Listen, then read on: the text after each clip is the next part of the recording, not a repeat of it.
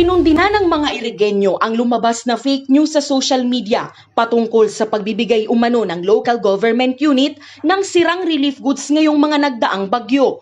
Malayo sa aktwal na itsura ng ipinamimigay na relief goods ng LGU ang litrato sa paninirang post. Katunayan, eco bags at hindi sandbags ang gamit na lalagyan ng lokal na gobyerno bilang pagsunod sa anti-plastic ordinance ng lungsod.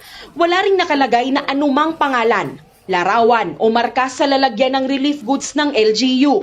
Ayon sa huling datos ng City Social Welfare and Development Office, umabot na sa 17,160 na pamilya ang nabigyan ng relief goods mula pa noong Bagyong Kinta. Ang parehong larawan, ginamit din maski sa Catanduanes.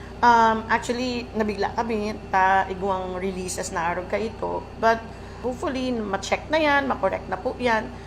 And imposible po na araw po kayan ang mga pinagre-release ni. Mahal na mahal mi ang mga Irigenyos, mataason ang paghiling mi sa inda. So, they deserve all the best. Sa kabila ng mga nararanasang krisis sa panahon ngayon, nagbabala ang LGU na huwag agad magpapaniwala sa mga nababasa sa social media, lalo pa kung kaduda-duda at may layong maninlang at manira ang post online. Maging mapanuri at agad na i-report ito kung matukoy na fake news o di kaya'y ipaalam sa otoridad para agad na maaksyonan.